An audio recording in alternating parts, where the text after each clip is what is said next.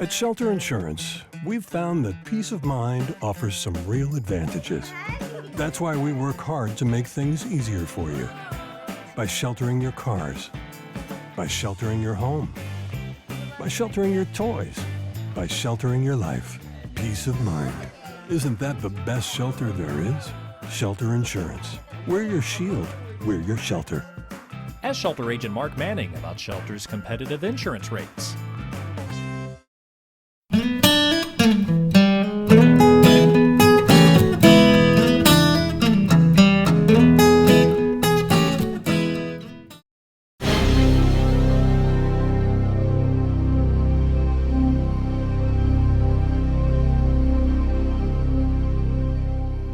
We're downtown Newport at the Solution Center, Merchants and Planners Bank, and I'm joined by Stacy Wagner and a familiar face with M&P, and welcome to the program. Thank you. Tell us a little bit who might not know about Stacy Wagner. Tell us a little bit about you, where you grew up, where you went to school, and kind of the early parts of life. Well, real easy. My dad was in the Air Force, so I was an Air Force brat. I was born in Kansas City, Missouri, moved to Florida for a little while. This was home. Mom and Dad moved back to Tuckerman and graduated high school from there. Rest is history, isn't it? Rest is history. Loved it. You've been here for 20 years, celebrating 20 years. Tell us how you got started. How did you get to Merchants and Planners Bank in the beginning? Oh my goodness, and this is it's a funny situation because I had worked in a bank in Tuckerman, Bank of Tuckerman. Mr. Lindley Van Right. Smith, you know. Sure. Hired me right out of high school, worked in banking for a little bit, and then I thought I needed to move into manufacturing, so went to manufacturing for a little bit. American Lantern closed, went to Mexico, had an opportunity to answer a blind ad in the newspaper. Someone was looking for resumes, sent my resume, had an interview, met with a young lady from Batesville that was hiring. She said, "Oh, I've got the perfect position for you. Miss Pat Davis is looking for an assistant." And I said, "Oh my goodness, Pat Davis." Her mother was my best friend's nanny, so Right. I mean, we've been friends forever, and we've known each other. And Pat hired me the next day, and I've been here for 20 years, so love it. Let me ask you this. In 20 years' time, talk about some of the changes that you've seen in the banking. And first of all, what do you do for the bank? What's your title and what do you do? Yes, sir. Yes, sir. I'm a vice president for Merchants and Planners over Human Resources. Okay. So I get to meet and greet all the new employees, go through new employee orientation, handle all of the benefits, payroll. The employees are my customers. That's what I There you always go. tell everyone. Yeah. I work more with the employees than I do our customers, but I Right. do have a little bit of customer contact. But majority of my time is spent dealing with the employees and being that liaison between the employees and management. Well, employees and obviously the backbone of any business, and the employees who are here, there's a lot of people with a lot of experience here, including yourself, but I mean, there's people that have been here a long, long time, and it's a real cohesive unit, I've noticed. It really is. David, when I left American Lantern, I thought, oh my goodness, I'll never find another family-oriented organization like that, because we felt like we were just all so close. But when I was hired in by Miss Pat and Mr. Jim Gowan, I found that exact same family atmosphere here, and we spend the majority of our time together, and we enjoy each other, and that's the good thing about working here, is that we are a family, and we don't just say that. It's true. It is true. We've prayed together, we've cried together, we've definitely laughed together and had good times, but it's just a very, like you said, cohesive unit and good family organization. And I'd mentioned the changes, and the banking industry has changed it, and I guess when you're in human resources, not a lot of change in people, but people do change also. True, So, I mean, you see change in your side of the business. And technology is, Yeah. I think, probably the biggest change. I mean, oh my goodness, when I started out in banking, we handled every check, we filed it, we wrapped up every check and put it in a statement and mailed it to the customers. I mean, oh my goodness, now everything is electronic. You can get an electronic image of your copy. You can make a deposit by electronic remote deposit. It's just fascinating to me, the technology and the way that has increased and changed over the years. Like all of us, family, talk a little bit about your family and you know, Yes. everybody loves family. Yes, married to my wonderful husband, Randy Wagner, 31 years, 31 celebrated. big ones. We have 2 children, Callie, which is a nurse in Jonesboro, and then Will Wagner is our son that's a senior in Tuckerman High School. two fun little grandchildren, Addison and now baby Griff, that's 6 months old. So. Well, when you tell me Enjoy that, it. and I knew that, and then comes the next question is, what do you do with all of your spare time? Which there is none. What do you like to do when you're not working, or you're not being a mom or a grandma, or what? Randy What and do you I do? love to be out in the yard. We love Yeah. to garden. We have a garden every year. Not that we love to eat it all, but we love to share. So we're always out in the yard working. We love to volunteer in the community. As you know, I love Relay for Life and March of Dimes. Those have been two of my volunteer organizations for several years now. And then our church. We spend a lot of time doing activities with the church, the Tuckerman United Methodist Church. So. Yeah. Well, I did notice that it's something that most people might not know about you. I mean, that's kind of a broad question. I always have a go-to answer for that question because my mom, I was born on January 1st, so I've said I always have a party on my birthday for New Year's, but that my mom went in on December 31st. Went into labor, getting ready to have the baby, Right. you know, all the excitement around first baby of the year. Right. 10 minutes late, we missed it. Oh, is that right? the You second came in baby of second the place. You were in second, weren't you? Yes, sir. Well, that is a great answer to a good question, isn't it? That's Funny a good little question. story. Funny little story. So here's a good one, and then I just think as I go, and it's not on the list of questions, but if you weren't doing what you're doing here, could you imagine what else you'd be doing? I mean, is there? David, I think back when I was in college, I worked with Miss Sherry Pinkston at Sherry's daycare. Yeah. And I loved that. And actually, you know, we have these strengths and abilities, these little leadership tests that you take occasionally. And I had taken one of those for Barrett School of Banking over in Memphis. And it came back that I might want to consider a position working with children. Really? And I thought, well, that suits me well because I love kids. I love working with children. So if I wasn't here at the bank, maybe I'd be in a preschool somewhere. There you go. There you go. That's the only other thing I could think of. Anything else we need to talk about today? I know you've had a great run at Merchants Planters Bank, 20 years. Looking forward to the next 20. Looking forward to the next 20, absolutely, and just enjoying every minute of it. Good deal. Living every day to the fullest. Stacy Wagner, Merchants and Planters Bank and the Solution Center. And when you talk about human relations in that department, she's the lady that's kind of like the psychologist of all. She helps everybody. That was one of the things that we talked about was, you know, something funny. And I guess the funniest thing I could think of was I had a little girl call in one time and ask could she use a sick day because her mule died. And I thought, oh my goodness, I've never had anyone come and tell me their mule died, number one, but then two, want to use a sick day for it.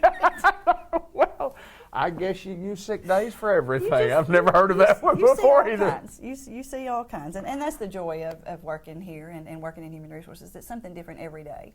Yeah, no doubt. You can have all the best laid plans, but you never know what's going to come up in any given day. So that's what I enjoy about it. Stacy Wagner, Merchants and Planters Bank, we appreciate you taking time. And congratulations on 20 years, girl. Thank you so much. I've enjoyed it. Thank y'all. Farmers Tire Mart, Malcolm Avenue in Newport, where the rubber meets the road, as I've heard Mr. Tommy Bain on say many occasions. Marty joins us today, and Marty Bain Brown, and she's going to talk a little bit about Farmers Tire Mart. And you guys got a lot of action going on, lots of things happening in the service department. We'll talk some tires, we'll talk service, but more importantly, this time of year, people need to do what with their car? They need to get their cars winterized. It's awfully early in the year to be this cold, but it's here. It is here. Leonard, I was talking here. about this morning about how cold it is for November. Mm-hmm. Winterizing of a car. What all does that entail? What's winterizing a car? What does that mean to the general public? Well, you definitely need to get your oil changed. You need to get your antifreeze checked. You need to get your tires checked. Right. You know, improper air in your tires makes a huge difference in the cold weather. Yes. If you run on it too low, then obviously, you know, you're going to ruin a tire. If it's too much air in it, that can also do damage. So you definitely want to get your tires checked. And of course, the air pressure is going to fluctuate in the colder temperatures. Those low tire lights are going to come on. Mine came on. And that's you know, we're seeing a lot of it already, and that's just part of it. But we're here to check them out, and if you've got problems, come see us. Well, I mean, the whole winterization process is, you know, you're protecting, you know, change the oil and checking for antifreeze, and antifreeze, you know, you check it just real easily to tell whether it needs it. If it doesn't need it, we won't put any antifreeze in there, but if it does need it, we'll recommend to, and sometimes you need engine flushes, and sometimes you need transmission flushes, and sometimes you need all kinds of flushes. That's right. And, you know, people don't realize that if you do this maintenance, you're going to save yourself a lot of time and headache and a lot of money down the road. If you do your radiator flushes and your transmission flushes, if you do those on a regular basis, you know, I've learned that a radiator flush needs to be done about every 50,000 miles. Right. A transmission flush, it wouldn't hurt to do that every 50,000 miles. Right. Well, when you you're trying to preventative maintenance, and Mr. Tommy and I talk about that a lot. The thing that we're trying to do is prevent you from having a major problem. If you'll spend just a few dollars on a regular basis, it's going to certainly save you that big chunk of money that you're going to have to spend when you don't do your preventive maintenance. Absolutely. You know, just like, you know, you take your kids to the doctor every 2, 4, 6, and 8 months when they're babies. Right. You've got to take care of your car if you want it to last. I think generally people will do that, but then there's a lot of us, and this may be most of us, think about it when it's too late. Oh, absolutely, absolutely. when the check engine light, you know, of course these cars now check engine light. That doesn't mean your engine's messed up. The check engine light could be meant of a lot of things. That could be anything from leaving your gas cap not tightened good enough to, you know, an oxygen sensor going bad. It can be so many things, but if it comes on, you need to get the codes checked. That's correct. And that's a computer that's stored in your computer on your car. We have the computers here that will hook to the car to check, and so the computer checks what the computer knows. Absolutely, absolutely. So if a person needs some winter tires this time of year, it might be the time to go ahead and get those, wouldn't you think? Absolutely, absolutely. Tires is the basis of, we're Farmers Tire Mart. We do tons of service work, but if you want some tires, we recommend you to come here. Absolutely. Tell us about the tire market. Absolutely. You know, we sell all kinds of tires. You know, we've got big truck tires, we've got light truck tires, car tires, four-wheeler tires, you know, side-by-side tires. Yeah. Any kind of tire that you might need, we can pretty well get it. Right now is a good time to look into all-season tires. Right, absolutely. I mean, if you're driving a car, you want a good all-season tire on there. Well, it's wintertime. Wintertime's coming up. We're going to have some winter events, and your car needs to be ready, and we recommend Farmers Tire Mart for, you know, all your tire needs. We recommend Farmers Tire Mart. If you need, you know, simple oil change, you need a brake job, front or rear brakes, minor stuff in the engine, transmission, so on. We don't do complete, you know, engine repairs and such, but I mean, there's not much that this company can't do if your car has a little sickness. We thought you might just join us here at Farmers Tire Mart and enjoy where the rubber meets the road right here at Farmers Tire Mart. Marty, good to see you again. You too. Marty Bain Brown, Farmers Tire Mart, where the rubber meets the road, Newport, Arkansas.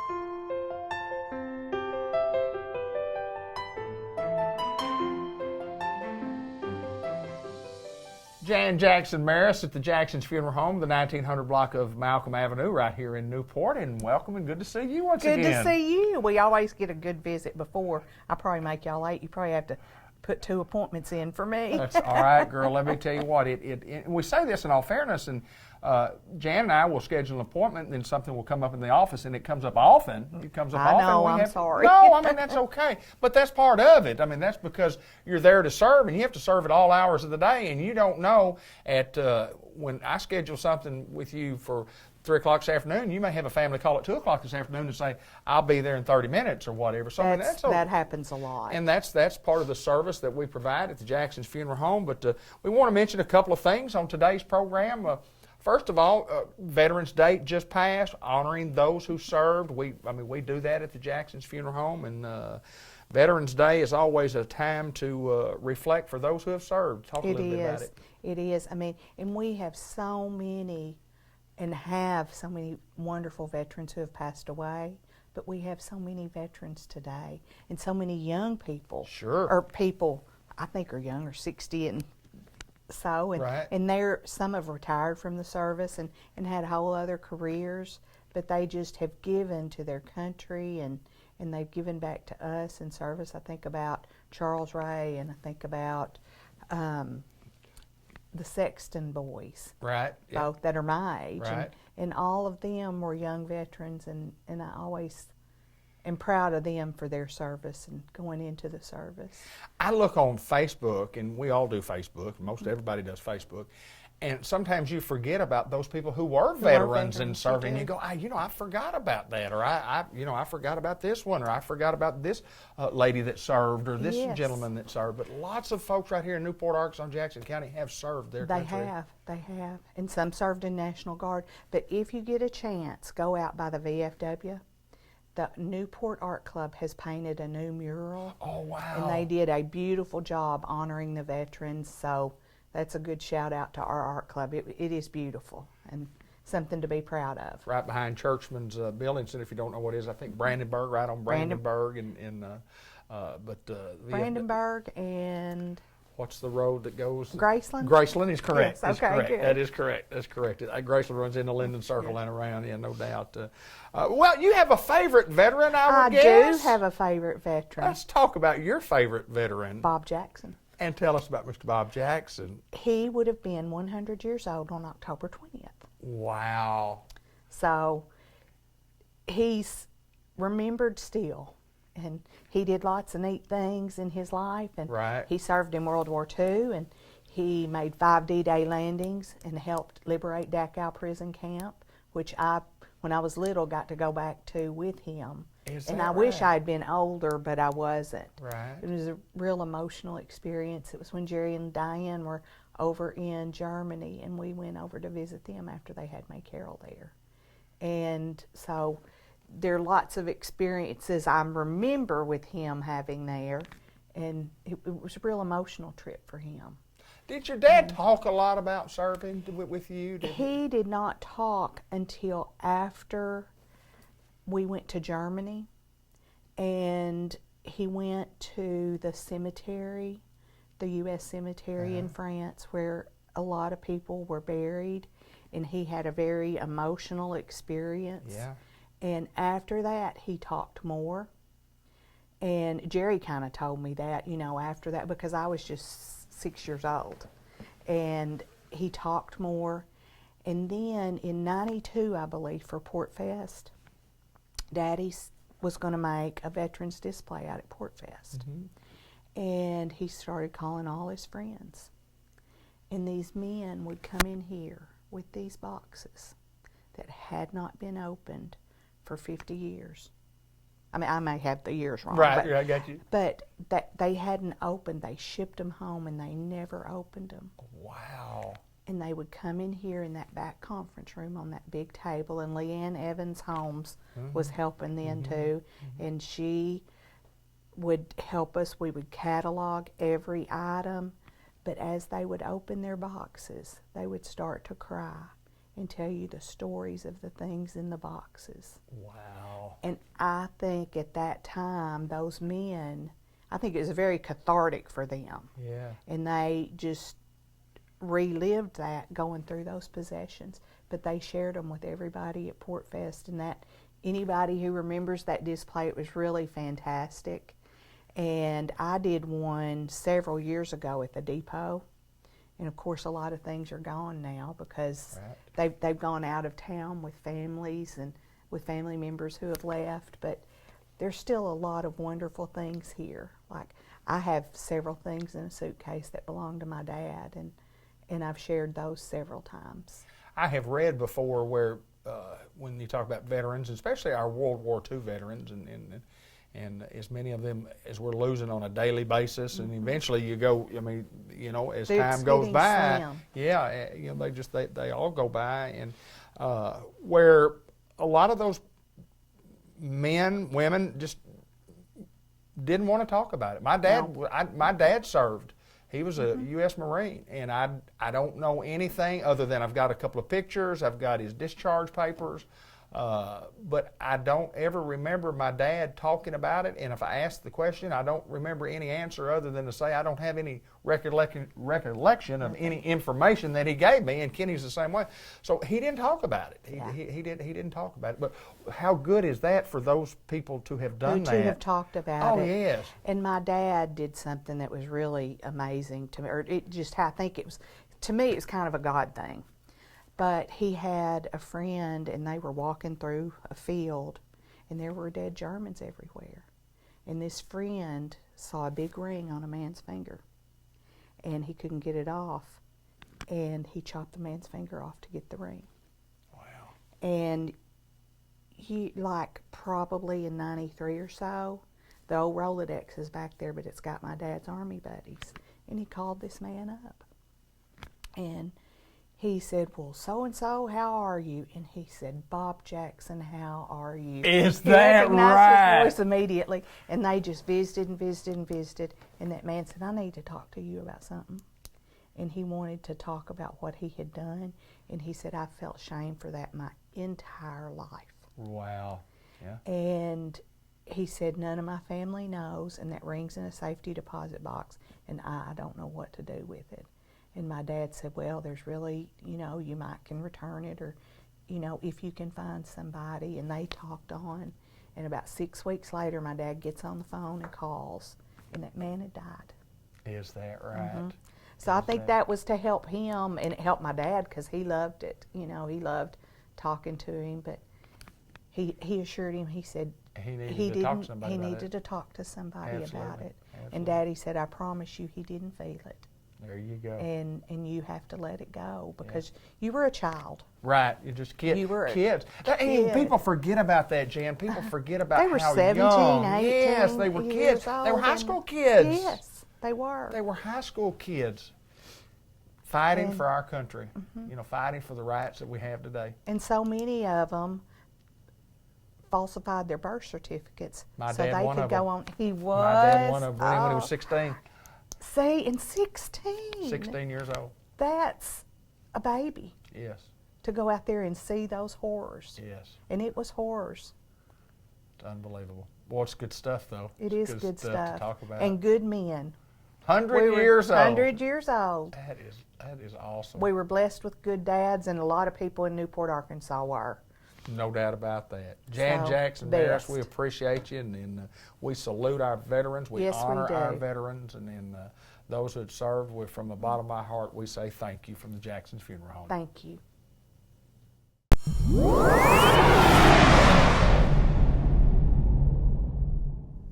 WRMC Medical Complex in Newport, and we welcome Becky Mitchum to the program. And a very interesting story coming up, folks. Don't go anywhere because we've got the story right here. First of all, Becky, welcome to the program. Thank you, sir. I've got to find out. Tell us first of all, title. Tell us your title and what you do for WRMC Medical Complex. So I'm a speech language pathologist, or SLP. I'm new. I just started on the 21st of October at 8:15 in the morning. And primarily I'm in Batesville, but I will be doing the circuit with these satellite clinics, including Newport, once all the paperwork has been signed. We're going to talk a lot more about that, but first of all, I want to find out a little bit about you, a very interesting story of how you got into what you do now and how you ended up in Batesville, Arkansas as you're moving there. But kind of tell us the story about growing up and how you got to the speech aspect of it. So this is my second career. My first career, I was a violinist with the Arkansas Symphony. Awesome. And went back to school and got my master's degree. That's the entry-level degree for speech pathology. And then, so I dropped out of the symphony and became a speech-language pathologist. And then I worked at Timber Ridge. I was on the pediatric team, which is a brain injury facility. And I mean, I just consider myself very lucky that I've had these two careers. And they actually overlap, believe it or not, because music and language subserve each other in the brain. So that's pretty cool, I think. I guarantee you that is. Well, tell us, what do you do? If somebody were to ask you, so what is your job responsibility? What exactly do you do? So I work with, right now it's with adults, so but speech pathologists, just like occupational therapists or physical therapists, we can work with anybody across the lifespan. So I help people with speech and language. I can help them with feeding and swallowing. We help them, with their thinking processes, that's cognition. So we help them with voice. A lot of people think speech pathologists just work on stuttering. Right. Or if someone has a lisp Right. like this. So but there's so much that speech pathology encompasses, which is one thing that fascinated me about the career. You never would get bored as a speech therapist ever. And I want to go back a little bit and tell me about you. I mean, you getting the job here, you did all those things, you get a job, you apply for a job, and all of a sudden you're here, and then you're in Batesville, Arkansas. Right. Tell us about growing up, first of all. Tell us where you came from originally, because I did not detect this accent, and nor will you hearing this interview either. Right. So I grew up in Minnesota. There, I said it. You said it. You sure did then. Minnesota. Minnesota, yeah, sure, you betcha. There you go. But I've been here for about 30 years, and my sister in Minnesota says she can tell that I live down here, that I have a southern accent, and my husband says when I get on the phone with my sister that then I go into the Minnesota mode. So, but I've been here 30 years. I consider myself an Arkansan. Great. So here I am. And talk just a little bit more in detail about the people that you see. Mm-hmm. We'll talk about when you see them and times, but I mean, there's a wide range of Disorders. yeah, that you Yes. can treat and help. Talk a little bit about that. So we will treat anybody, and by we I mean the field of speech-language pathology. We will treat somebody with a brain injury. We can treat somebody for issues with feeding and swallowing, whether it's a child or an adult. Maybe they've had a stroke, or I remember a little boy who was shot and right through the left hemisphere, and he could not, he lived basically, what kept him alive was a peg tube. So we worked on swallowing exercises to get him able to swallow again and move up, and we celebrated when he could have a Cheeto. There you go. So, but feeding and swallowing, and we work on voice, and we can help singers, we can, or even just people who aren't singers, but they have something called muscle tension dysphonia. So everybody has a place on their body where tension settles, and some people it's right here. So we can help them with that. We do help them with stuttering. We can help, my goodness, reading and writing, that's receptive and expressive language. I'm trained in the Orton-Gillingham method for kids with dyslexia. So, I mean, my goodness. Pretty wide Lots range. of things, yeah.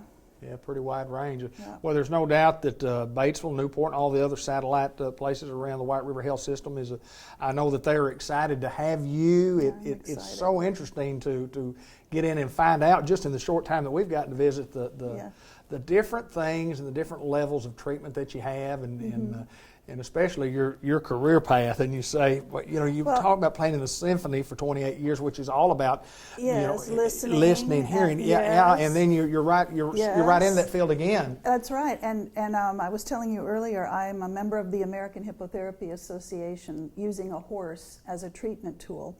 So I was in the barn before I came to White River. I was doing hippotherapy in a barn in Russellville, and I thought, how I've come full circle, because the hair on a violin bow is from the tail of a horse. Wow. Wow, there you go.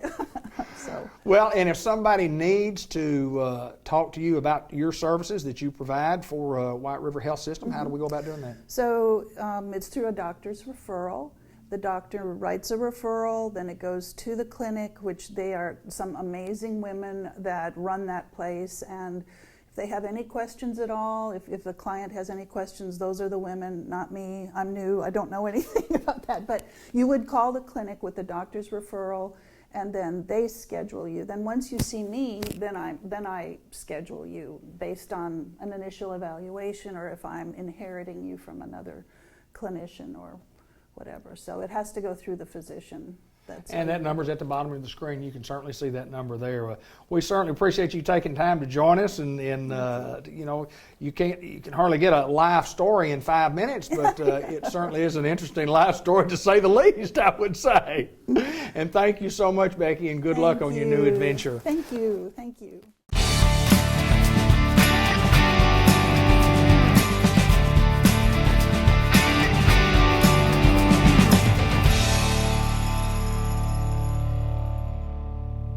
Our good friend John Chadwell at NEDC in downtown Newport, Arkansas, with always the report of the good things happening around the community. And once again, my friend, welcome to the program. Well, thank you. We thought we would film, and I don't know if we can see our nice, beautiful sign, our painting, Newport, Proud Past, Bright Future. Is that in the set? Oh, it is. So we're and on it top could of be it. yours for a really reasonable price. Reasonably priced. Just check with us and find out. Yes, sir. It'll be really Give us a reasonable. call right here if you don't mind. We'll John, go back to the old auction day. That is right? correct. Yes, sir. Well, we've sold some paintings before, I guarantee, and the couch and the chairs and everything else that we sat in. But we've got things going on, and as usual, and a couple of subjects we want to talk about today. Let's get right after it. Let's talk a little medical marijuana. Cannabis is, and what was the terminology you used? Medicinal cannabis. Yes, I'm glad you could say that.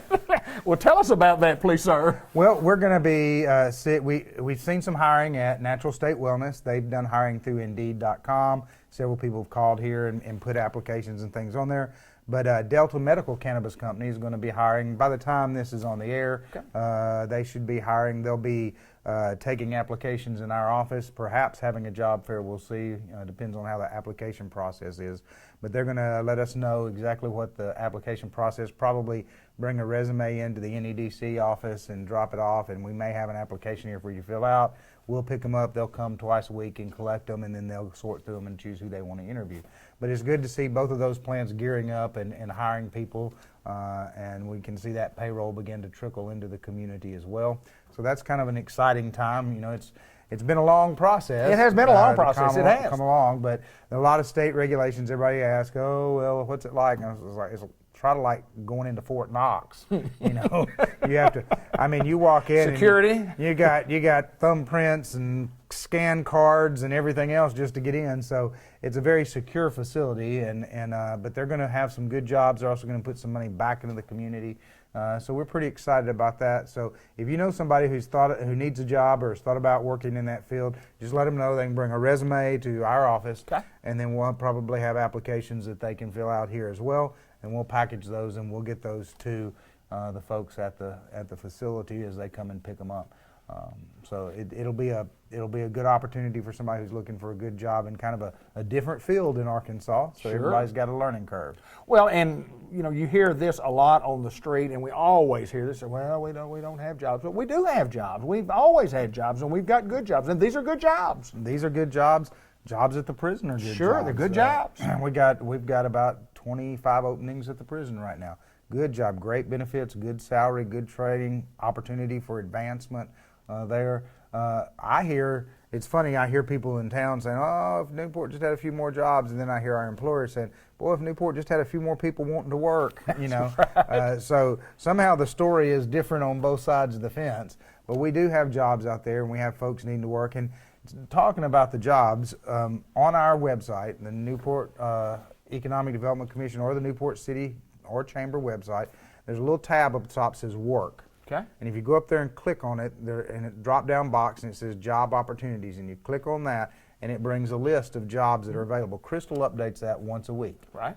And so every week she puts the new jobs on there that are available in the community. So if you know somebody looking for work, have them go to that website and look. Now, most of the time, it's got a link to where you send your application or your resume or who you call or something like that. So you'll be directed. You can't apply through our website. Right. You know, we just give you the way you can go apply for that job. But you can see a lot of the jobs that are available in Newport, and there are a lot of professional jobs that are available in Newport and the Newport area as well.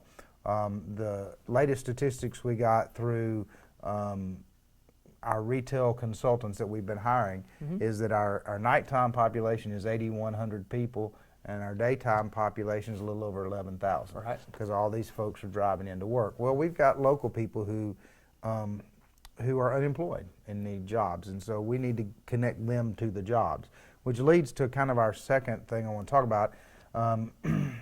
When I was in high school, I had to go take the ACT test. And the ACT test is a predictor of how well you'll do in college. Sure. And it's broken down into English and math and the different categories. And so they look not only at your overall score, but they look at the score in each of these categories. And if they look at this score and it's too low, you're going to take a remedial class in that area. And the reason is not to be mean. The reason is they want you to be able to do well in the college classes, and they see you need a little help in this area, so let's get this taken care of, then you can go in the college classes. And so it's a predictor of your ability to succeed in college. Now, is it perfect? No. Some people who've done not so well on the ACT have knocked college out of the park. Breeze through it, yeah. And some people who've done great on the ACT, but as a general rule, it's a pretty good predictor of how well you'll do. Well, that same group, the ACT program, has now what they call ACT Work Keys. And it's a program that's designed with a test that predicts how well you'll do at work, how well you do in the job market. And more companies are asking us when they're looking for a new location, are you a ACT work-ready community? Have you been certified? And so we began that process. Jeff Bookout and I just went to Atlanta, and the college and NEDC, Jackson County School District, Newport School District, Department of Workforce Services, and several of our industries have partnered together to make a committee to try to make this work. But what it does is it tests you in 3 areas: applied math, and do you know the basic math skills that you need to know to do a job; graphic literacy, can you look at a diagram or a graph or a chart and relay what it's telling you? Sure. And then workplace documents, can you read a document and follow the instructions or understand what it's talking about or what it's telling you? And so you take these 3 tests, each one's about 55 minutes to take. You don't have to take them all at the same time. You can take one section today and another section tomorrow, but you take these 3 sections just like you would the ACT, and then it grades you on each section. And it grades you as a bronze, a silver, a gold, or a platinum level. Okay. Now, you take the 3 sections, let's say you do gold on this one and gold on this one and bronze on this one, well, your overall score is going to be a bronze. Your overall score is going to be the lowest level you have, because that's going to be the skill area that kind of determines your roof, your height. ceiling. Yeah, sure. Now, one thing they've done is they've added what they call the Work Keys training module. So let's say I take it and I score a gold, and then I score a bronze in math. Well, then I can sit down and take this module. I can either take it online or I can take it as a group class. But I can take this module and start learning the skills in math, and then I can go back and take the test again. To get you to the higher level. And all I have to take when I go back is the level I want to improve. And so I can go from a bronze to a silver, from a silver to a gold, and then I can go in and market it myself. But even if I'm gold, and bronze, I can go into an employer and go, okay, here's my scores. I was gold in this, and I was gold in this, and I was bronze in this. And it gives me the ability to market myself. So as a prospective employee, it gives me the opportunity to have something that certifies to an employer, this is what I can do. Sure. From an employee perspective, they have the ability to do job profiles. So they'll take this specific job here, and a person comes in and spends about a day with them looking at this job, and then they write up a profile of it, and they say, okay, this job requires a gold in graphic literacy, a silver in workplace documents, and a bronze in math. And so then the employer knows, if I can get somebody who has these 3 qualifications, they ought to do pretty well at this job. That is awesome, isn't it? And so it matches them up. What it does for us as a community is it allows us to do several things. One, we can show people what kind of employees we have. You know, if we have a significant percentage in silver and gold, then that's a good bonus selling point for our community. But it helps us also find those folks who are out of work but want to work. And they've applied for 2 or 3 jobs and they're not sure why they're not getting a job, but they answer these questions in a little test or evaluation thing. But this takes them and says, okay, look, the reason you're probably not getting a job is you're not doing well on the math part of the interview. Need or to the improve. math part. So let's work with you to get where you can get the job you want. Sure. Or you already have a job, but you've applied to be promoted a couple of 3 times and you just hadn't gotten the promotion. Well, this might help you figure out why you haven't gotten the promotion. Here's that weak area. Let's work on that so that next time you'll be in line for the promotion. So it helps the employer get a good employee, helps the people looking for a job get a job, or looking for a promotion maybe get a promotion, and it helps the community by matching these folks with the jobs they're qualified to do and building the skills of our workforce. So we're pretty excited about it. We've done our soft opening. We'll do our official launch in January. So there'll be a big deal about the official program in January.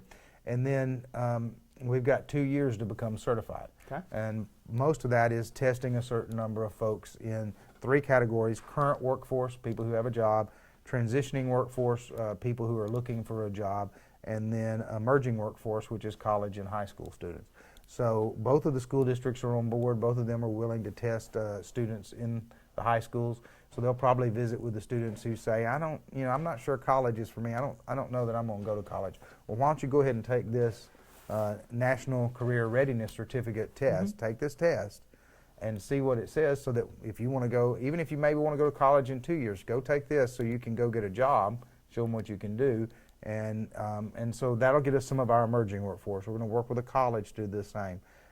Department of Workforce Services is working with us to get people who are looking for a job to take the test, so that almost everybody who's looking for a job. So as we get all of those milestones met, then we'll be able to take these folks and help move folks into positions and into jobs.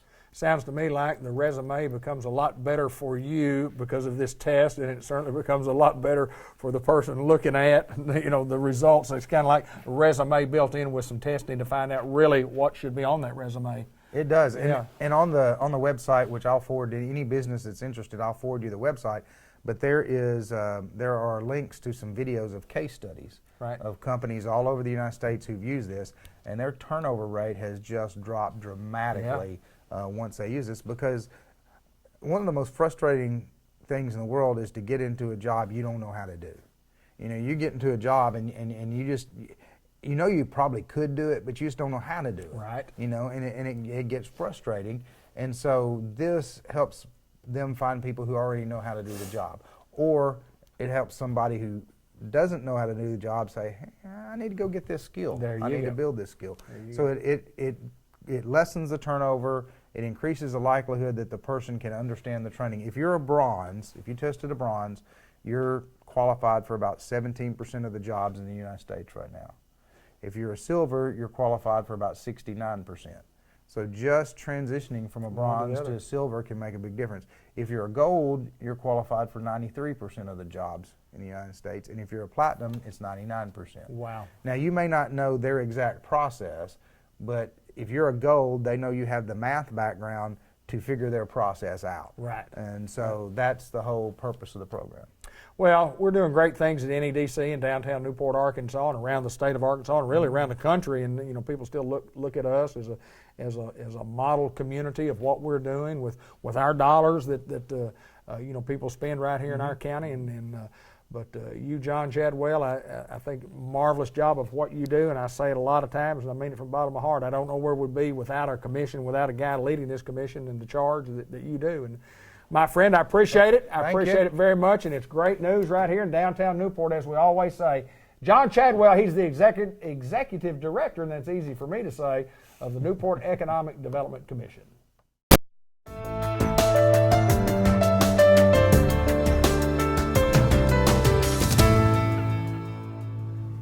Well, we thought we would pop right in and have us a little. It worked. Do it again. No, it popped. It's just I messed You're up supposed to your say table. start with a bang. I'm not. Oh, start with a that was bang. You so got any? anticlimactic. I got. Well, get one. Get us started with a bang. Me, I've always got.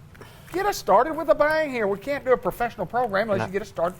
Can I throw it at Zed over? Absolutely. Is he in the reflection? He's over there. He's looking. I wouldn't throw it over there. Throw it at Linda. She's not looking. That's not right. Go ahead. There you go. Starting with a bang here. Customized vision care in the Village Mall, Newport, Arkansas. Gavin McDowell. What a good start. How's it going, brother? Awesome. How are you? Good to see. Solid as a rock. I mean, that's, Really? man, I'm good. Are y'all feeling good after that trouncing y'all gave Corning?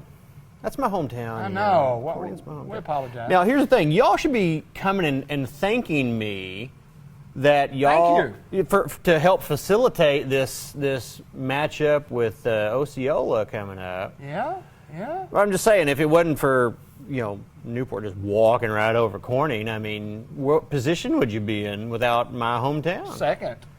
We would be in second place. Now, if I was playing still, it'd be totally different. I know it would. I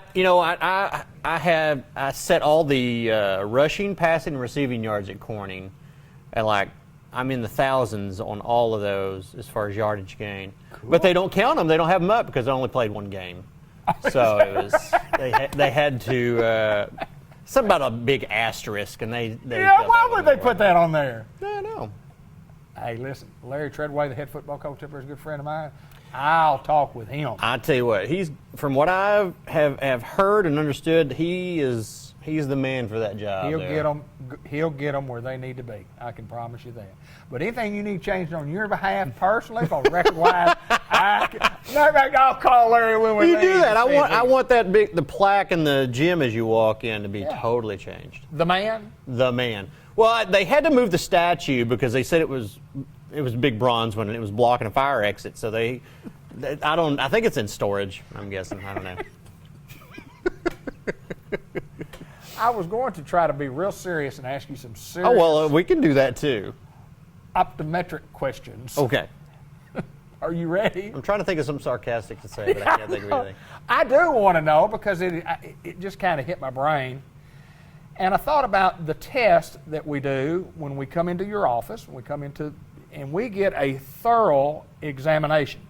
Thorough. Absolutely. Tell us what those little tests are and what those tests mean. And I'm specifically want to ask you about the one where you got the little house there and you got the little red ball or whatever. And you told me you didn't remember the one where is the apple on the table or off the table. And I promise you that happened when I was in third grade. It probably I'm not doubting that one bit. It's just changed. It's not an apple on the table anymore. Now we have the machine that we use has musical notes. Which note is on the line. So yeah, cool. It's all about fusion and alignment of the eyes and stuff like that. So. I want to know about the house. Okay, the house is a simple one. What's the house? Well, in general, most of the time when one of the first things you're going to do when you go to see an eye doctor is, if they have the technology in their office, they'll have you look in a box and they'll ask you to, look at the red house. There you go. It could be a barn. There's been some it's a hot air balloon. Anyway. Okay. But anyway, ours is a house, and what that does is it does a few things. It measures what's called the axial length of the eye. It measures basically the distance from the front surface of the cornea all the way to the back of the eye. Okay.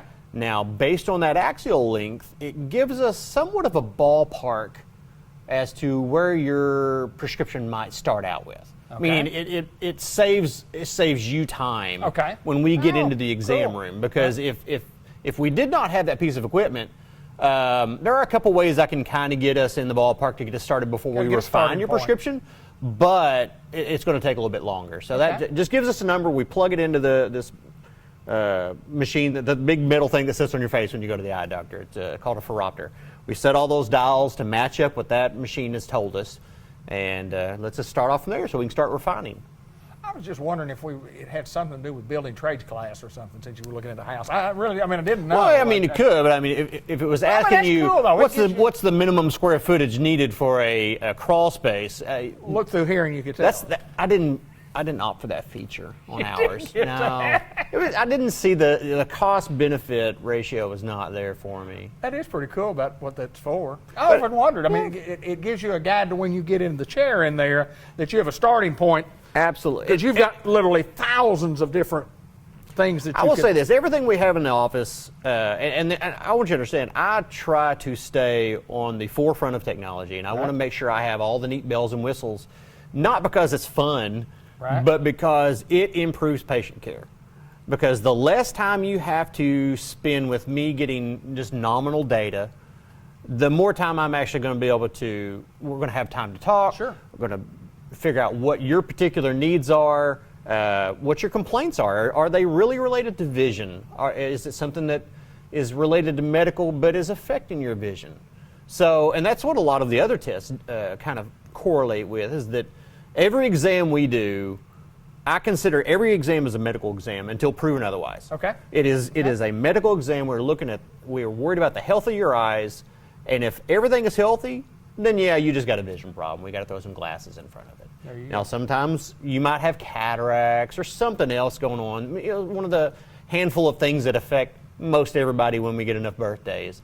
But it's still, your vision's coming into play. It may be a combination of the two, but realistically, everything is a medical case until proven otherwise. And so all the other pieces of equipment we have here, things that check your vision field. I mean, it maps out your retina, make sure all the parts are firing the way it's supposed to. We have a few what I like to think is very highfalutin machines here, and one that basically works somewhat like an ultrasound, but it uses laser, and it looks at the depth and tissue, or looks at tissues in depth to the back of the eye, structures I can't see when I'm in the exam. So I get a good cross-sectional view of everything in the back of the eye, see how some very small layers, if they're, I mean, we're talking microns. If they're thinning, if they're swollen, there's a lot of things we can do with that.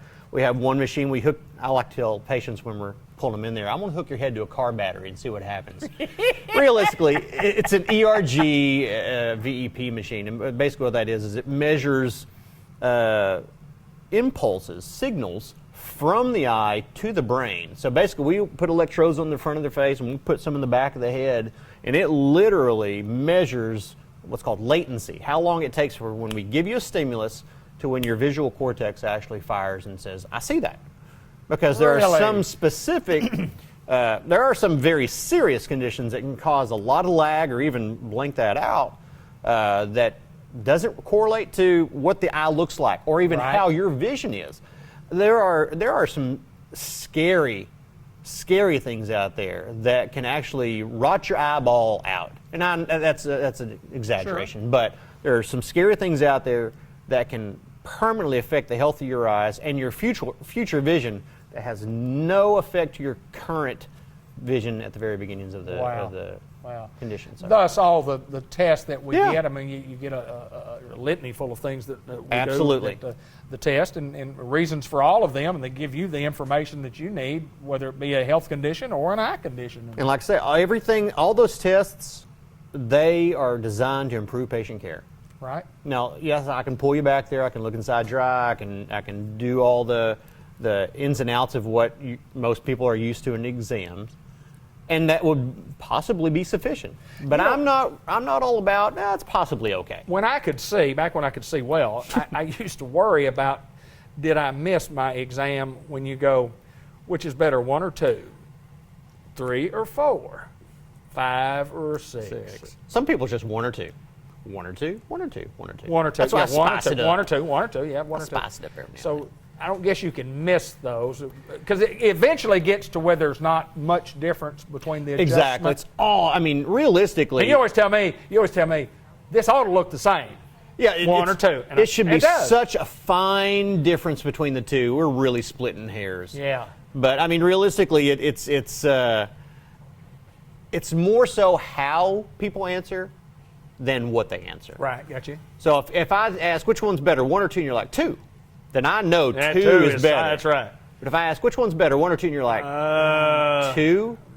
Yeah, maybe. I'll tell you what, we're going to move on. I'm going to show you the same lenses again somewhere in there. It's not going to have the same numbers. I just want to make sure you're consistent. Right, there you go. So, yeah. If you come back and say 1 on it, you go, hey, probably something.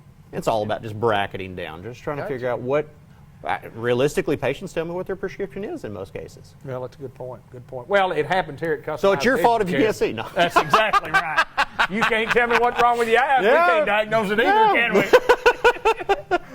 Well, it's good information to have, and that's what we do at Customized Vision Care. And we also want to remind everybody about this. You know, we're into November, and it's Yes. near the end of the year. We're talking about Yeah. If you have met your Medicare deductibles, Right. your eyes are part of your body, right. so therefore they are covered under your health insurance. The only thing medical insurance does not cover for when you come into our office is if we're going to measure what your prescription for glasses or contacts should be, and those insurances typically do not cover for any materials like glasses Right. or contacts. Right. But getting a health check of your eyes, Sure. absolutely covered by your medical insurance. People So- need to take advantage of that. Yeah, I mean, yeah, and if you've met your deductible now, it's about to roll over in January. Same thing Absolutely. with your health savings accounts. If you have got anything left, it's use it or lose it. So we are part of that program. We are, surprisingly, we are a medical facility. Who would have thought it? would have thought that? Y'all do medical stuff here? We do. We dabble. You know, it's kind of like a hobby. I noticed that DR before your name. I don't, doctor. I knew there was some catch there. I will say is that the reason? That's part of the reason. But then again, my older brother is a doctor as well. Did you know that? He's a doctor of analytical chemistry. There you go. And We've talked about that. Yeah. before. I can't spell. He's not a I real can doctor get either. Chemistry.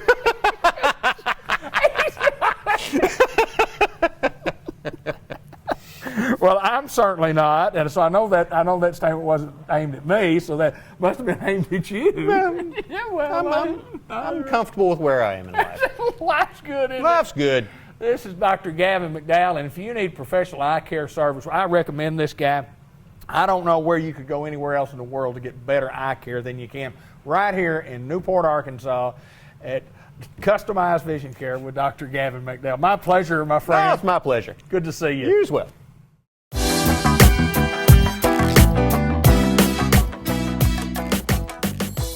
Hello, everyone, and welcome to the November edition of the Farmers Supply Association Agriculture Report.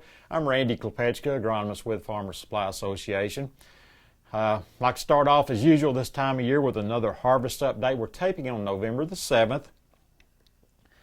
You know, I've been talking September and October about, how much better our harvest weather had been relative to last year, and it had been. I mean, we'd had, a few breaks here and there with rain and things like that, but overall it had been a much better harvest season up until now. But since my last taping, which I think we taped the October program on October 9th, in that 4 weeks since then, we've had about 8 to 10 inches of rain, depending on where you're at in our area. So certainly put a damper on the harvest and slowed things down quite a bit. So, there's some guys that are done, and there's some guys that's got a little ways to go yet. There's still, starting with rice harvest, there's still a little bit of rice in the field. Not a lot, but for those guys that have a little out there, it's quite a bit. So, especially with the weather we've had, some of that's lodged and laying in water and things like that. So, still a little time to go on that. Soybeans, made a trip down to Stuttgart yesterday, and there's just a scattering of soybeans all the way from Jonesboro to Stuttgart.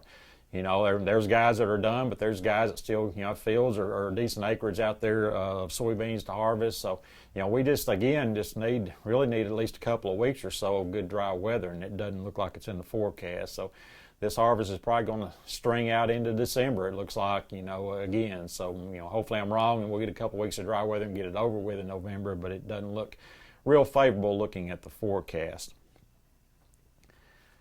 My main topic this week, or this month, I want to talk about is rice varieties. I gave a kind of a brief overview on some of the new stuff coming in rice varieties last month, but I've got some test results and got a little more detailed information on some of these varieties. So I want to go over kind of some of the same things I did last month, but with a little more detail, as it's before you even harvest a crop, you've got to start making decisions about next year.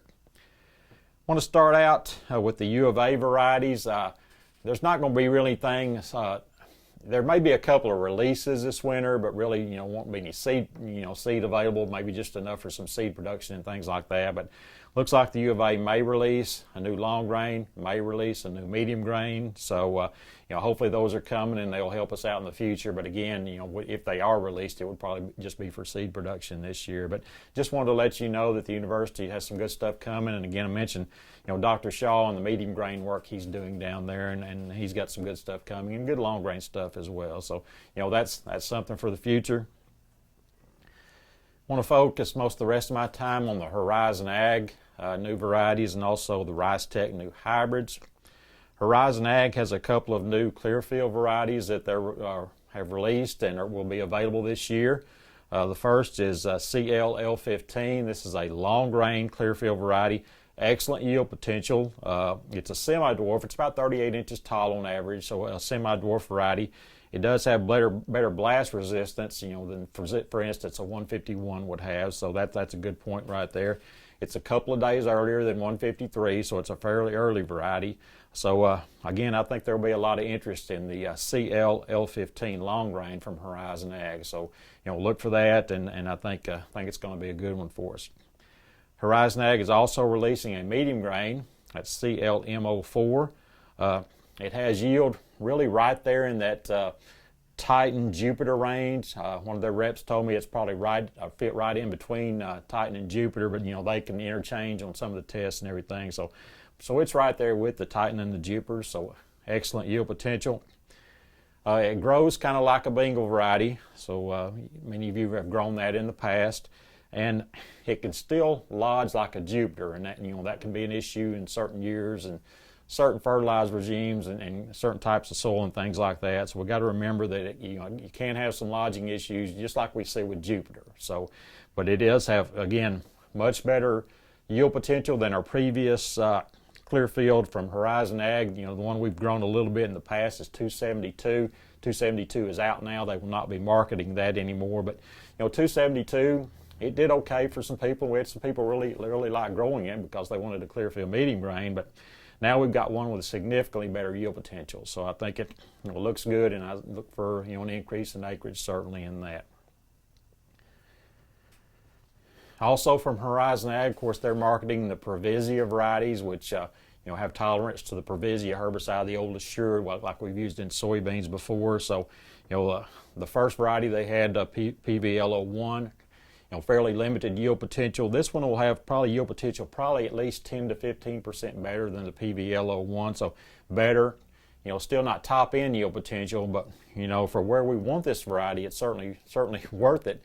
If you've got new path resistant red rice or weedy rice, then certainly you can't grow Clearfield rice there anymore. So certainly this is a good option. If you're wanting to grow rice on these fields, then you pretty much need to grow Previsia. So it's nice to see, 10 to 15% better yield potential, and I'm sure they'll be, getting better varieties as time goes on and more breeding goes on. So good to see that yield potential go up with Previsia, and look for, some of that to be grown in our area, certainly where, the Clearfield's not working anymore. Next, we'll move to the Rice Tech hybrids, and their big thing now is the full page hybrids. And you might think full page is a new herbicide resistance technology. It's really not. It's the same. It's resistance to the same active ingredients as New Path and Beyond, but the big difference is these hybrids have much better tolerance to those active ingredients. In the past, if we might put New Path on a hybrid when it's cold and wet out there, early season and things like that, and we get some pretty good injury from the New Path, and that concerned a lot of people, and we're worried about, people are worried about putting their New Path out in those early situations, worrying about rates and things like that. Now these new full page hybrids will have outstanding tolerance. Tolerance will not be an issue, so you can put those herbicides out there, even if it's cool and wet, you don't have to worry so much about the injury. So again, that's what the full page hybrids are about. The herbicides, Preface is the same active ingredient as New Path. That'll be their, one of their herbicides. The other herbicide will be Postscript, and that's the same active ingredient as Beyond. So again, not really a new herbicide technology. It's kind of some new tolerances and new names for those active ingredients. So, I think that this looks like excellent technology for our farmers to use. Two varieties really that we'll have, two hybrids that we'll have available in this full page system will be 7521. That's a lot like the Gemini that many of our growers have done well with, the Clearfield variety Gemini. And the other one is 7321, and that hybrid has genetics, it's like 753. So, we're looking at excellent yield potential with these, and again, the ability to put that active ingredient, same thing as Newport, the same thing as Beyond, out there without risking that injury. So again, the full page system, the herbicides will be preface and postscript. So look for big increase in those, in use of those as well as time goes on. Also with Rice Tech, they have a new conventional hybrid 7301. There was a little bit of that grown last year. It's very similar to 753, so excellent yield potential with that as well. So looking at, the hybrids, again, the diseases are not a big issue now.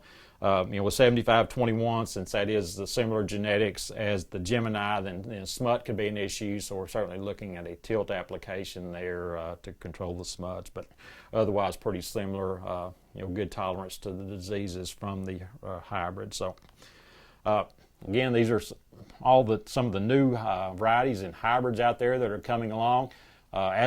Anytime there's something new, the seed's not going to be just wide open, so there will be somewhat of a limited availability of seed on these, especially at the start, and hopefully that will work itself out, and in the future we'll have good seed supplies with these. But again, some good new stuff coming in rice varieties and hybrids, and I certainly look forward to the future and growing these things and seeing them more widespread in the field. For more information, you can contact me through Farmer Supply. My email is randyklepechka@gmail.com.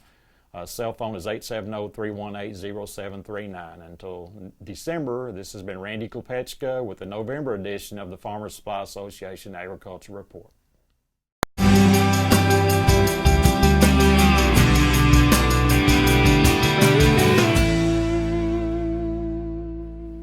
St. Michael's Place, Pecan Street, Newport, Arkansas. We welcome you to the program. Haley Thomas, who's Director of Nursing, joins us once again. And we have someone new that we can talk to, and we're going to talk to Leroy Maupin, who has a long title, and we'll let him tell us a little bit about himself first. How are you, my friend? I'm good. How are you? Good to see you. Good to see you. Tell us about you. Tell us a little bit about you, Leroy. Well, I'm a nurse practitioner for Cardiology Associates. I do cardiology in the nursing homes. We started out about 3 years ago doing this and doing heart failure patients, and it's just kind of expanded from there and just went into all of cardiology in the nursing homes, trying to help the nursing homes treat the patients here instead of having to transport them out, and helping to keep patients healthier in the nursing homes and keeping them out of the hospital. Yeah, no doubt. That's awesome. That is awesome. And any time that we call this joining the team, so I guess it's part of a good team that you're joining here also. Yeah. Haley, tell us a little bit about what what a guy like this comes in and what he does for St. Michael's Place. How much help is it? So we are so grateful to have Leroy come in. Our patients love him. He does allow us to treat in-house, so our residents don't have to go out, wait in doctor's offices. Families can be here when Leroy's here. He's glad to talk with families. And it just really decreases the readmit rate to the hospital. So we're keeping our patients healthier and happier. Yeah, there's no doubt about that, and it's awesome to have you. Tell us a little history about you. And you say you're old California guy originally as a kid and got to Batesville when you were a teenager and kind of felt a change in culture when you got to Arkansas. Tell us a little bit about growing up. Well, I grew up actually in San Diego as a teenager early on. My dad was in the military in the Navy and grew up as a city boy beach bum and figured that's how I would finish my career out. But when Dad retired and Mom retired from NASA there out of San Diego, we ended up moving to Batesville, and I was 16 years old when we moved here, so it was, as you can imagine, a huge cultural shock. Yes, sir. And there are no beaches and ocean up in Batesville. No, matter of fact, I had to repeat English in the 11th grade because they couldn't understand the way I talked. That's awesome. That is awesome. And so, yeah, but Then I went to school initially, got an electrical engineering degree, following my mom's footsteps, and decided that wasn't the career path I wanted. So then I went into healthcare, and I found my love. Yeah, why healthcare? Why did you were you just looking for the particular change, or did you say, "I'll just try this"? No. I love helping people, and I love being able to figure out diagnoses and figure out problems. And it's the problem side of the fact that I really love more than anything else. Absolutely. The challenge. Tell them how you started out in healthcare. Well, I started out in healthcare as a paramedic. I worked as a paramedic for about 18 years. Wow. Yeah, and Survival flight. Survival flight, worked for the helicopter service, air evac, and then transitioned from that as I got older. I realized that was a young man's job, and I ended up transferring into the nurse practitioner role. Yeah, no doubt. Well, you get a lot of experience. You get a lot of hands-on experience in those two things. And that is so beneficial to us. He's really more than just a cardiologist. Even if we have other issues going on with our patients, he's great to bounce stuff off of, and he has so much experience that he gives great advice. Well, there's no doubt that St. Michael's Place always looking to improve, to make changes to help their residents. And yes, I know they're excited to have you here. And old San Diego boy comes to Batesville, Arkansas, can't find an ocean, and doesn't really know what to do. He says, "I want to work on hearts." I want to work on hearts. I always said I would end up back at the ocean, but now I've got 3 grandkids, so I'm not going anywhere. No, you're here, aren't you? You're here for life, aren't you? Yeah. You're here for life. But it's interesting. Tell us, how often are you going to be here? How often do you come to St. Michael's Place? Well, I come to the nursing home here in Newport once a week, every Wednesday. Okay. When we can get him out of the deer woods. There you go. It's that time of year, isn't it? Yes. It's that time of year. Well, we have to get Jay, off the lake. He's fishing for crappie all the time. We can get him here occasionally. And then we do a heart failure clinic here in Newport with Darlene Shipman. Okay, yeah. I think you guys have met Darlene once Absolutely. before. And then I do a clinic in Batesville 2 days a week, and then in Mountain View as well. Wow. And we do nursing homes, all over, from Batesville, Cave City, Mountain View, Newport, Jonesboro. So is that new to the nursing home industry? it is fairly new. Yeah. I mean, especially for the cardiology side. I mean, they've had other providers come in, such as psychology and all of those come in, but it's fairly new for cardiology to do that. It really is a great stride for long-term care. As we see more acute patients coming into the nursing home, whether it be for rehab or long-term stays, we're seeing sicker people, younger people that are sicker. So we're getting these acute care providers in our buildings, and it's just helping to provide continuity of care and improve their qualities of life. And another great thing about Leroy is he is cardiology associate. So they have Batesville, they have Jonesboro. Yeah. So anybody, great organization. Exactly, and they're all over. So even if you see a provider in Jonesboro, Leroy coming to our building is still able to communicate with those providers easily to get the best care for that resident. Man, that is awesome. Yes. That is awesome. My friend, good to meet you, Good sir. to meet you, too. I don't know that I've ever met anybody from San Diego. But I have met somebody now from San Diego. Just tell me quickly about the deer hunting. How's the deer hunting going? It's going good. I've killed one, and then one of my 10-year-old grandson killed one last Saturday. Awesome, man. I bet he was excited. Oh, he was. Was he more excited than you? Yes. I don't know. We was both pretty excited. I guarantee you are. Welcome to the family at Thank St. you. Michael's, Leroy. Thank Haley, you, sir. thank you so much. Thank you. St. Michael's Place in North Pecan Street here in Newport.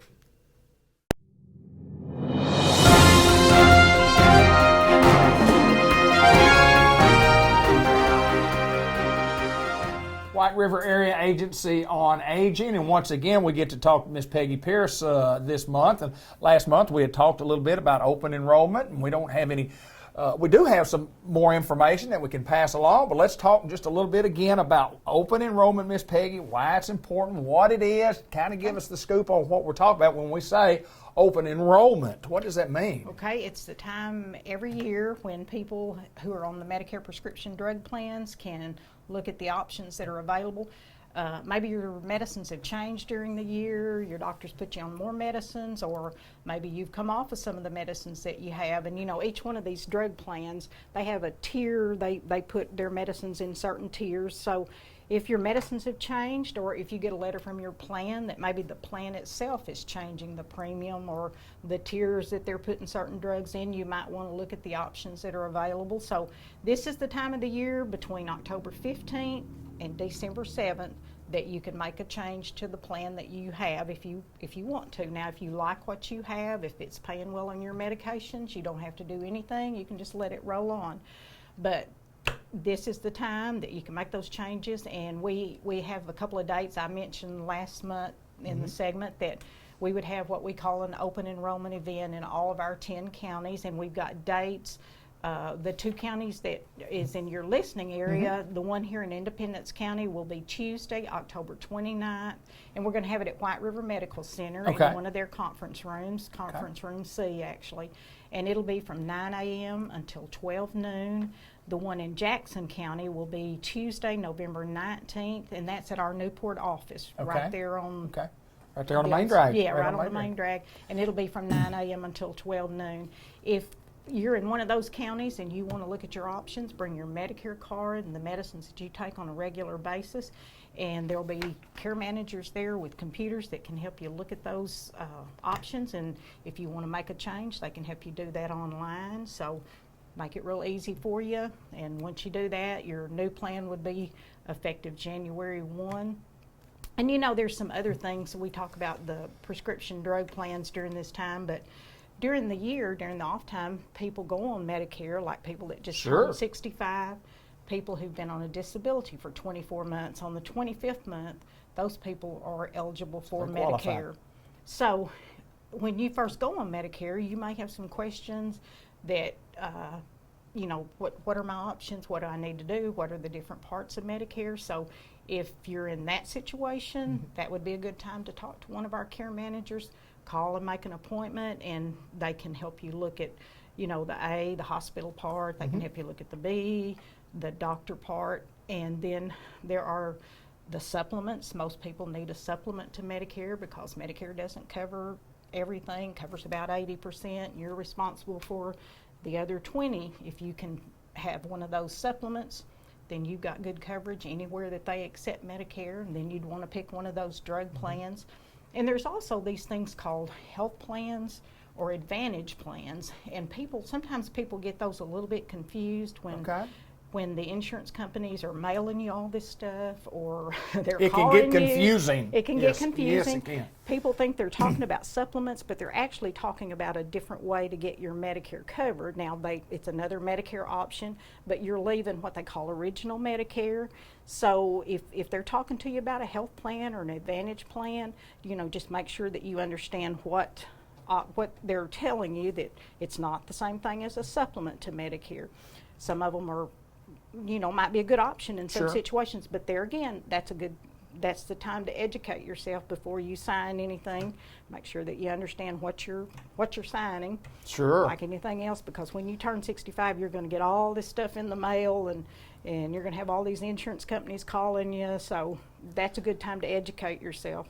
Well, I think in general, even specifically, if you get down to it, we as seniors really don't have a clue about any of it. So we need those people who are on it need a review. Whether you think you want to change or not, I think you need to come get a review. It's hard to look. And those of us who are just fixing to get there, certainly, I mean, we've looked into it, we've studied a little bit, but like me, I'm getting close, and I've read a little bit. I have no clue. No, and why should you? No, it's not something you want to think about until it's almost time. And then you're like, well, do I need to go talk to Medicare? Do I get my card in the mail? What do I need to do? So that's a good time if you're just turning, or if you prior to turning 65, you need to talk to somebody just a little bit early so you can get that card in the mail. You can get that supplement ready and get that drug plan so it all becomes effective the first day that your Medicare is effective. You could have it all set to roll in there, but yeah, it's not something that most people want to think about or read about or. Well, even if you do, and then you go, I still don't know what I read. I don't know what I read. I need some help. You need to sit down, and that's why White River Area Agency on Aging is offering those. You have one in every county. And of course, we're just talking about Jackson and Independence County. And tell us again the dates that we have for Independence County. Independence County is going to be Tuesday, October 29th. 9 o'clock till noon, and that's at White River Medical Center. The one in Jackson County is Tuesday, November 19th, and that's at our Newport office right there, 9 o'clock till 12 noon there. Is there any pre-registration, or do you just show up? Just show up on those days. They'll try to have enough people so that you don't have to wait very long. Now, if you're going to walk in, if you're just turning 65, you need more help, then call our office and make an appointment, because our care managers, the nature of their job is they're out of the office quite a bit. So if you're wanting to come in, if you're just going on Medicare and you want to come in and talk to somebody about all the parts of Medicare, make an appointment, because that way you won't have to wait, and she can have some time set aside to help you look at each piece of the Medicare, help you understand what parts you need, and make it painless for you. There you go. There you go. Well, I mean, anytime that you get into government programs, I mean, there's lots of I's that you have to dot, and a lot of T's that you have to cross, and we in the general public generally don't know how to do that, and that's why we have y'all. That's why we have care managers. That's why we have y'all. But certainly no doubt that what you guys do best, taking care of seniors, and that's what Mr. Ted says all the time. At White River Area Agency on Aging, that's what we do. We take care of seniors. And Medicare is just one small part of it. There are a lot of other programs that that the care manager can help you with. They can, if you're needing help in the home, she can look at all the different ways that we can put services in there. We have. And we talk about, the in-home services because it is such a big part of what we do, but we also have an assisted living here in Batesville. We are the managing agent for 12 complexes of HUD subsidized housing. Right. We have a person who's called a nursing home ombudsman who works, she's an advocate for nursing home residents. So a foster grandparent program. Absolutely, good program. A lot of different things that the agency does. So if you have a question about any of that, call our office here in Batesville, and we'll point you in the right direction to whoever handles that particular program. The wealth of information can be found at White River Area Agency on Aging, no doubt about it. Miss Peggy, it's my pleasure to always get to see you, and I called you on such, it was a kind of a late notice. I said, can you film in about an hour? Yeah. We sure can. So we had a lot of planning to do this program. Yeah, it was well planned. Thank you so very much. Great program, great information. You see the number at the bottom of the screen. Thank you. At Shelter Insurance, we've found that peace of mind offers some real advantages. That's why we work hard to make things easier for you. By sheltering your cars, by sheltering your home, by sheltering your toys, by sheltering your life. Peace of mind. Isn't that the best shelter there is? Shelter Insurance. We're your shield. We're your shelter. Ask Shelter Agent Mark Manning about Shelter's competitive insurance rates. At Shelter Insurance, we've found that peace of mind offers some real advantages. That's why we work hard to make things easier for you. By sheltering your cars, by sheltering your home, by sheltering your toys, by sheltering your life. Peace of mind. Isn't that the best shelter there is? Shelter Insurance. We're your shield. We're your shelter. Ask Shelter Agent Mark Manning about Shelter's competitive insurance rates.